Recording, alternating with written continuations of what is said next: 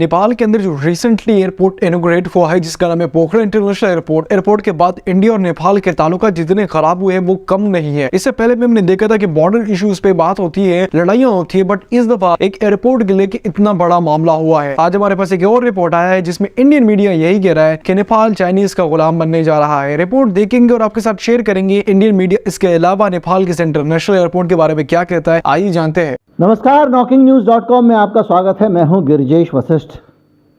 Dragon को लाल आंख से देखेंगे तो हिल जाएगा, लेकिन ड्रैगन है कि वो अपनी साजिशें छोड़ने को तैयार नहीं है। और अब जो नया कदम चीन का सामने आया है वो भारत के किसी भी शुभचिंतक के लिए चिंता खड़ी करने वाला है। इसीलिए बहुत सारे एक्सपर्ट इसको लेकर बार बार बातें कर रहे हैं। और ये कदम इतना खतरनाक है कि चीन के फाइटर प्लेन्स भारत के बहुत नज़दीक आ गए हैं।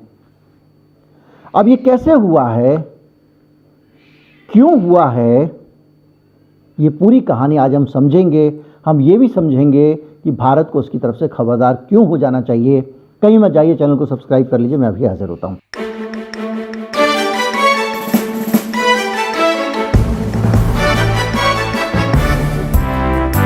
एक जगह है पोखरा, नेपाल में, और भारत की सीमा से बहुत नज़दीक है। इस पोखरा में जो चीन की आर्मी है, अगर वहाँ के एयरक्राफ्ट खड़े होते हैं, पार्क होते हैं या तैनात कर दिए जाते हैं तो ये भारत के लिए एक बड़ा खतरा बन सकता है, क्योंकि ये जगह बहुत पास में है। ये बातें क्यों हो रही हैं और ये खतरा क्यों दिखाई दे रहा है, इस पर हम आएंगे। इससे पहले हम समझें कि वहाँ पर चीन के एयरक्राफ्ट नेपाल में कैसे तैनात हो सकते हैं। पहले तो आप ये समझ लीजिए कि नेपाल की जो आर्थिक दशा है वो उसी दिशा में जा रहा है जैसे श्रीलंका गया, जैसे पाकिस्तान गया, और अब नेपाल का नंबर है। नेपाल के लिए झौआ भर भर के दोनों हाथों से मदद लेकर चीन तैयार है। एक ज़माने में नेपाल भारत का इतना प्यारा दोस्त होता था कि एक तरह से वो उपनिवेश मान लीजिए भारत का। अब नेपाल बैलेंसिंग गेम करने लगा है। कभी वो चाइना को अपनी तरफ करता है, कभी इंडिया को करता है, और दोनों से फ़ायदा उठाता है। लेकिन पोखरा में एक एयरपोर्ट डेवलप किया जा रहा है और इस एयरपोर्ट को बनाने में चीनी मदद ले रहा है वो। और इसमें केवल इस एयरपोर्ट में, जिस तरह का ये एयरपोर्ट बन रहा है, इसमें केवल छोटे छोटे विमान ही शामिल हो सकते हैं। और इसका मतलब ये है कि यहाँ पे बड़े विमान लैंड नहीं करेंगे तो ये एयरपोर्ट लाभकारी नहीं हो सकता, वायबल नहीं हो सकता, यहाँ से मुनाफा नहीं बन सकता। इसीलिए चिंता ये हो रही है कि कहीं पोखरा आर्थिक दिक्कत के दौर में नेपाल का हम्बन टोटा ना बन जाए। नेपाल का हम्बन टोटा कैसे बनेगा ये समझने के लिए हम्बन टोटा को समझ लेते हैं। हम्बन टोटा एक बंदरगाह है, भारत के नीचे श्रीलंका लटका हुआ है, नक्शे में आप देखेंगे। और श्रीलंका के सबसे नीचे वाला जो हिस्सा है वहाँ पे एक बंदरगाह है, हम्बन टोटा। श्रीलंका ने उसको किराए पर दे दिया, पहले उस पैसे ले लिए, बहुत सारी मदद, उसके बाद उसको हम्बन टोटा लीज पे दे दिया और उसका वो इस्तेमाल कर रहा है।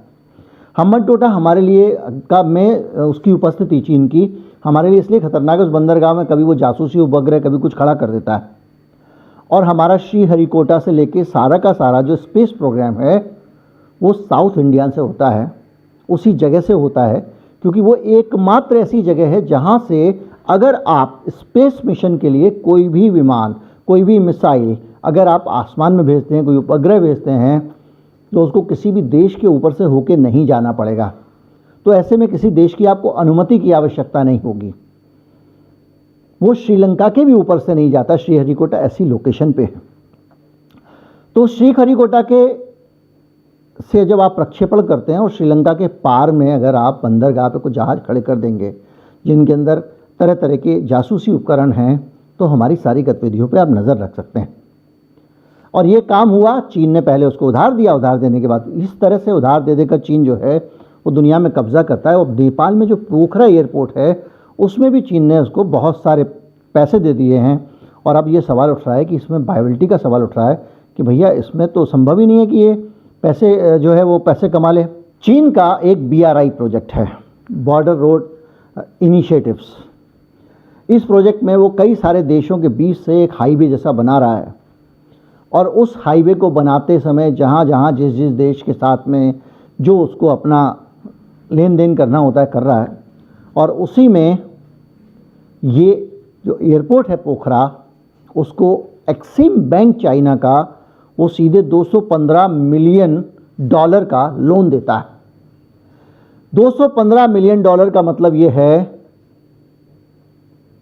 कि आप एक बड़ा कर्जा अपनी खोपड़ी पे ले रहे हैं इस एयरपोर्ट को लेकर। और इस एयरपोर्ट का जो हाल है मैंने बताया, तो अब इसके अंदर छोटे विमानों के अलावा कोई विमान स्टेशन नहीं हो सकता, इसलिए काम धंधे की भूल जाओ, यहाँ पे कोई आप कमर्शियल फ्लाइट ज़्यादा चल नहीं पाएगी। कर्जा ले लिया है। विशेषज्ञों की चिंता है कि आने वाले समय में पोखरा में जब के ऊपर दबाव होगा तो हम्बनटोटा की तरह पोखरा के इस एयरपोर्ट को चीन लीज पे ना ले रहे, क्योंकि अगर ऐसा होता है, जिसका बहुत ज़्यादा खतरा है, क्योंकि अगर ऐसा होता है तो उसके बाद में भारत चीन की रेंज में आ जाएगा। और रेंज में कैसा आएगा इससे आप अंदाज़ा लगाइए। आज अगर चीन को भारत में किसी शहर के ऊपर अगर अपने हवाई जहाज फाइटर जेट उड़ाने हैं तो उसके लिए आपको बहुत ज़्यादा समय की आवश्यकता होती है। लेकिन पोखरा में आने के बाद में पोखरा से गोरखपुर केवल 140 किलोमीटर है, पोखरा से पटना केवल 140 किलोमीटर है, पोखरा से वाराणसी 278 किलोमीटर है, पोखरा से लखनऊ 320 किलोमीटर है, कानपुर 246 किलोमीटर है, ग्वालियर 500 किलोमीटर कुल है जहाँ पे मिराज का सेंटर लगा हुआ। और मैं ये 500 किलोमीटर को कुल क्यों कह रहा हूँ ये भी अभी मैं आपको बताता हूँ। इसके अलावा दिल्ली से सिर्फ 671 किलोमीटर है, इलाहाबाद से 263 किलोमीटर है। अब अगर आप समझें तो जो उनका विमान है, उनके अपने विमान है, जो फाइटर जेट हैं, उनकी स्पीड जो मैक्सिमम स्पीड वाला विमान है वो 2 मैक है। 2 मैक का मतलब होता है 2450 किलोमीटर प्रति घंटा। अगर 2400 किलोमीटर प्रति घंटा एक जेट उड़ सकता है तो उसको पोखरा से गोरखपुर जाने के लिए कितना टाइम लगेगा। आप ग्वालियर भी अगर मान लें 500 किलोमीटर है तो 15 मिनट में उसको पहुंच जाना चाहिए। दिल्ली 671 किलोमीटर है तो आधे घंटे के अंदर वहां से वो अपने विमान उड़ा के पहुंच सकता है। इसी तरह से बाकी सब 15-15, 20-20 मिनट की दूरी पे हैं, बनारस हो, लखनऊ हो, बाकी सब। इस लिहाज से ये स्ट्रेटजिकली बहुत खतरनाक जगह है। और जब इस जगह पे बाकायदा चीन की एंट्री हो रही है, बॉर्डर पे चीन आ रहा है, तो आपको समझना पड़ेगा कि इस पूरे मामले में ये जो दूरियां मैं आपको बता रहा हूँ, ये दूरियां सड़क मार्ग की दूरियां नहीं हैं, ये हवाई मार्ग की दूरियां, स्ट्रेट एक जगह से दूसरी जगह। हवाई जहाज सीधी दिशा में चलता है, सड़कों से नहीं जाता है। तो इसको अगर आप समझें तो ये अपने आप में एक बहुत बड़ी चिंता भारत के लिए बन गई है। चीन लगातार भारत के लिए चिंताएं बढ़ाता जा रहा है। मैं कल एक और स्टोरी बताऊंगा, उसकी कल और बात करेंगे एक वीडियो में, किस तरह से चाइना ने बहुत सारा इंतज़ाम कर रखा है। और ये एक अपने आप में एक ऐसा ही संकट है जिसको हमको समझना पड़ेगा पोखरा एयरपोर्ट वाला, कि उसमें कई चीज़ें हैं। एक एयरपोर्ट है जिसको चीन ने बनाया है, एक एयरपोर्ट है जिसमें चीन ने मदद करी है, पैसे दिए हैं, और वो एयरपोर्ट नेपाल के पास है। नेपाल एक ऐसा देश है जो पाकिस्तान के बाद में दिवालिया होने पर अगला नंबर जिसका है, जिसकी जो अर्थव्यवस्था की जो हालत है। और जब किसी को वो कर्जा देता है चीन और वो दिवालिया हो जाता है तो वो उससे उस चीज़ों को लीज पे ले लेता है, कब्जा कर लेता है, जैसा उसने हम्बनटोटा में किया। इसलिए एक्सपर्ट चिंतित हैं। उम्मीद करता हूँ वीडियो आपको अच्छा लगा होगा। अच्छा लगा हो तो ज़्यादा से ज़्यादा लोगों तक पहुँचाएं, चैनल को सब्सक्राइब कर लें। और मैं ये कहूँगा कि भारत सरकार को पोखरा में चीन के दखल को रोकना चाहिए, क्योंकि अगर PLA के फाइटर जेट वहाँ पे आना शुरू होते हैं तो देश के लिए बड़ी समस्या होगी। उन चीज़ों को समय रहते रोकना ही ठीक रहता है। उम्मीद करता हूँ वीडियो आपको अच्छा लगा होगा।